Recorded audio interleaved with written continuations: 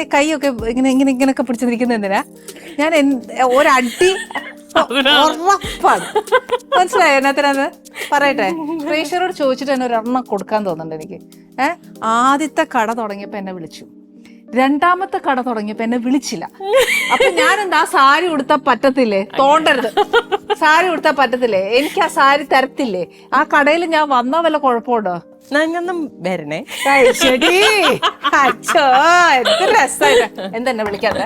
അല്ല എനിക്ക് ലോകത്തുള്ള എല്ലാവരും വരും, അവനവന്റെ ആവശ്യമുള്ളവരെ മാത്രം വിളിക്കും. പിന്നെ സോറി പിന്നെ കൊച്ചു പറയുമ്പോ പിന്നെ വലിയ പ്രശ്നമൊന്നും വേണ്ട. എന്നാലും പോകുന്നതിന് മുമ്പ് ഒരു അടി കൊടുത്തേച്ചാ ഞാൻ വിടത്തുള്ളൂ.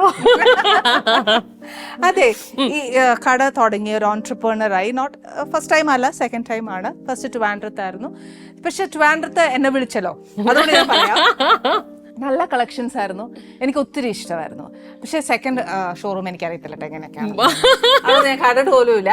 എന്നാ ടൈപ്പ് ഓഫ് സാരീസസ് ഉള്ളതെന്ന് പോലും ഒക്കെ നമ്മൾ റീലിൽ കൂടെയൊക്കെ കാണുന്നത്. ബേസിക്കലി എന്നാന്നറിയാം, ഞാനൊരു കാര്യം പറയുന്നത് വെച്ചാൽ എന്നോട് ചോദിച്ച ആൾക്കാർ അവരെ ചോദിക്കുന്ന വെച്ചാൽ സാരി തുടങ്ങിയ കട ഭയങ്കര വിലയായിരിക്കുമോ സാരിക്കൊക്കെ, ഭയങ്കര കത്തിയാണോ, സെലിബ്രിറ്റീസ് മാത്രമേ പോകത്തുള്ളൂ, അല്ല നമുക്കൊക്കെ പോയി മേടിക്കാൻ പറ്റും, അങ്ങനെ ഒരു എന്താ പറയാ ഒരു സംശയം എല്ലാവരുടെ ഉള്ളിലും ഉണ്ട്. അതൊന്ന് ആരെയും ഒന്ന് ക്ലിയർ ചെയ്ത്. അത് എനിക്ക് തോന്നുന്നു കോമൺ ആയിട്ട് അത് ഏതൊരു ബിസിനസ്സിലേക്ക് ഒരു നോൺ ഫിഗർ ഇറങ്ങിയാലും ഉള്ളൊരു പ്രശ്നമാണിത്, പ്രത്യേകിച്ച് ഈ ക്ലോത്തിങ്ങുമായിട്ട് ബന്ധപ്പെട്ടിട്ടുള്ളത്. എൻ്റെ ഷോപ്പിൽ 800 രൂപ തൊട്ടാണ് സാരീസ് സ്റ്റാർട്ടിങ് റേറ്റ് ഉള്ളത്. 800 തൊട്ട് അങ്ങോട്ടുണ്ട്, ഒരു 2 ലക്ഷം വരെയുള്ള സാരീസ് ഉണ്ട്. ഇതിൻ്റെ ഇടയിലുള്ള എല്ലാ റേഞ്ചും ഉണ്ട്. അപ്പം എല്ലാവർക്കും അഫോർഡബിൾ ആയിട്ടുള്ളത് അങ്ങനെ വേണമല്ലോ. നമ്മൾ അങ്ങനെയാണല്ലോ ജീവിച്ച് വളർന്നു വന്നത്. അപ്പൊ ആ ഒരു സെയിം ഇതില് തന്നെയാണ് നമ്മള്. അവിടെ സെലിബ്രിറ്റി ഒന്നും ഇല്ല, അവിടെ നമ്മൾ നോക്കുന്നത് കസ്റ്റമേഴ്സിന്റെ റിക്വയർമെന്റ് എന്താണോ അതനുസരിച്ച് ഉള്ളത്. പിന്നെ ഒരു ബേസിക് ക്വാളിറ്റി പ്രൊവൈഡ് ചെയ്യുക എന്നുള്ളതാണ്. അതിലും കുറഞ്ഞത് വേണമെങ്കിൽ നമുക്ക് എടുക്കാം, പക്ഷെ അവിടെ നമുക്കൊരു ക്വാളിറ്റി പ്രോമിസ് ചെയ്യാൻ പറ്റില്ല. അപ്പൊ ഇപ്പൊ നിങ്ങളുടെ കടയിൽ ക്വാളിറ്റി പ്രോമിസ് ഇപ്പൊ സ്റ്റാർട്ടിംഗ് ഫ്രം 800 എന്ന് പറയുമ്പോൾ നമുക്ക് ബേസിക്കലി പെട്ടെന്ന് നമ്മൾ 800 രൂപയുടെ ഒരു സാരി അല്ലെങ്കിൽ ഒരു ചുരിദാറൊക്കെ എടുക്കാൻ പോകുമ്പോൾ ബേസ് നടക്കുന്ന ഒരു സാധനമാണ്. 800 രൂപയല്ലേ ഉള്ളൂ, നമുക്ക് എടുക്കാം എന്ന് പറഞ്ഞിട്ട് നമ്മൾ പോയി എടുക്കും.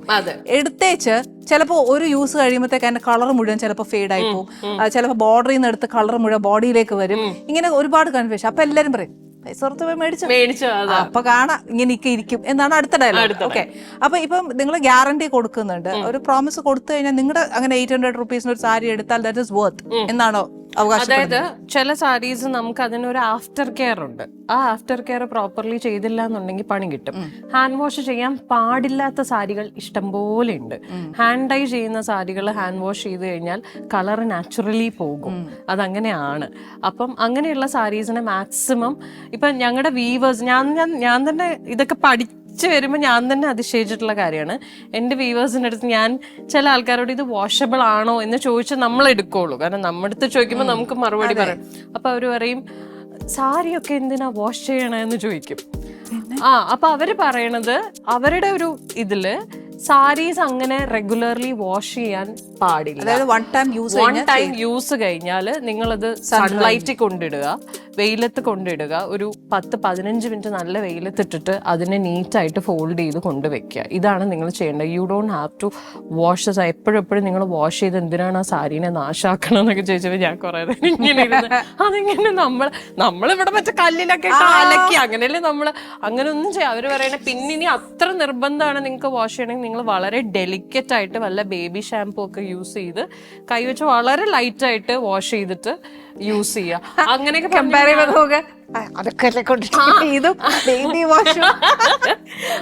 ഇത് അവരെങ്ങനെ പറയുമ്പോ ഞാനും അതിശയിച്ചു, ഇങ്ങനെയാണോ? പിന്നെ പഠിച്ചു വരുമ്പോഴാണ് ശരിയാണ് ആക്ച്വലി സാരി നമ്മൾ കുഞ്ഞുപിള്ളാരെ നോക്കുന്ന പോലെ തന്നെ അതിനെ ഹാൻഡിൽ ചെയ്യണം എന്നുള്ളതാണ്. ഇതിനൊരു ആഫ്റ്റർ കെയർ ഉണ്ട്. അത് ഓരോ ഫാബ്രിക്കിനും വേറെയാണെന്നുള്ളതാണ് അതിന്റെ ഒരു ബേസിക്കലി. ഇപ്പൊ ഞാൻ പറയാം, ആര്യക്ക് ചിലപ്പോൾ ഫാഷനെ കുറിച്ച് അല്ലെങ്കിൽ അതിനെ കുറിച്ച് ആ തുണിയെ കുറിച്ച് ഒക്കെ നല്ലൊരു അറിവുണ്ട്. ഇപ്പൊ എന്നെ സംബന്ധിച്ച് ഞാൻ പറയാം, പക്ക ഒരു വീട്ടമ്മയാണ്. അപ്പൊ നമ്മളൊരു ചിലപ്പോൾ പോകുമ്പം ഒരു സാരിയുടെ ഒരു ഭംഗി കണ്ടായിരിക്കും എടുക്കുന്നത്. ചിലപ്പോൾ അതിന്റെ ത്രെഡിനെ കുറിച്ച് അറിയത്തില്ല, അതിന്റെ ആ ഒരു സ്റ്റഫിനെ കുറിച്ച് ഒന്നും അറിയത്തില്ല, പക്ഷെ നമ്മൾ ഭംഗി കൊണ്ടെടുക്കും. പക്ഷെ അതെങ്ങനെ ഓരോ വീട്ടമ്മ പോയി എടുക്കുമ്പോൾ എങ്ങനെ അതൊക്കെ മാക്സിമം നമ്മൾ കമ്മ്യൂണിക്കേറ്റ് ചെയ്യാറുണ്ട് ഇതിന്റെ ഒരു ആഫ്റ്റർ, പിന്നെ നമ്മൾ ഒരു ആഫ്റ്റർ കെയർ കാർഡ് എല്ലാവർക്കും കൊടുക്കുന്നുണ്ട്. അതിനകത്ത് എല്ലാ ഡീറ്റെയിൽസും നമ്മൾ എഴുതിയിട്ടുണ്ട്, ഒരു സാരി എങ്ങനെ കെയർ ചെയ്യണം എന്നുള്ളത്. എത്ര പേരത് വായിക്കാൻ മെനക്കെടുന്നുണ്ടെന്ന് എനിക്കറിയില്ല, പക്ഷെ എനിക്ക് തോന്നി ഇറ്റ്സ് ആ റെസ്പോൺസിബിലിറ്റി അത് വെക്കണം എന്നുള്ളത്. അപ്പൊ അതെല്ലാ കസ്റ്റമേഴ്സിനും നമ്മൾ കടയിൽ നിന്ന് പ്രൊവൈഡ് ചെയ്യുന്നുണ്ട്. അതെല്ലാരും വായിച്ചു നോക്കിയാൽ നോക്കണം. Ali's Kitchen. Let's cook with love.